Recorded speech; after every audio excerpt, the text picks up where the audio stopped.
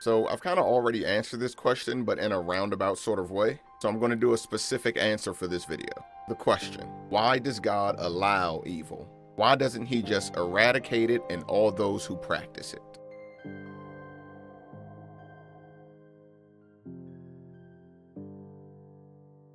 The first answer is simple.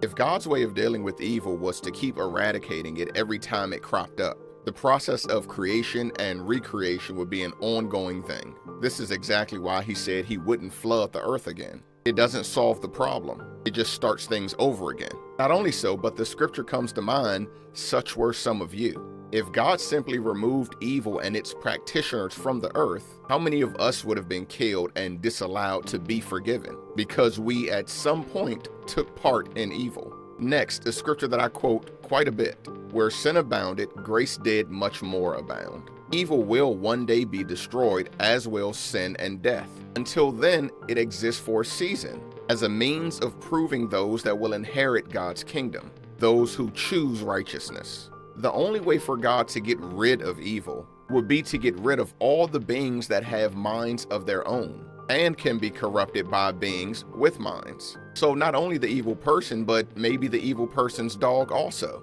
because they might have taught their dog to be aggressive and attack other people, which introduces its own kind of evil. Pretty much, to get rid of evil, he has to get rid of nearly every living creature and start over again.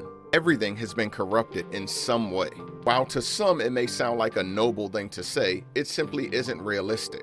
God does have a plan to get rid of evil, and it is a foolproof plan. It simply has to come into full fruition. So in the next video, which will be the last video in this series on evil, we are going to talk about that plan and how evil will finally be eradicated.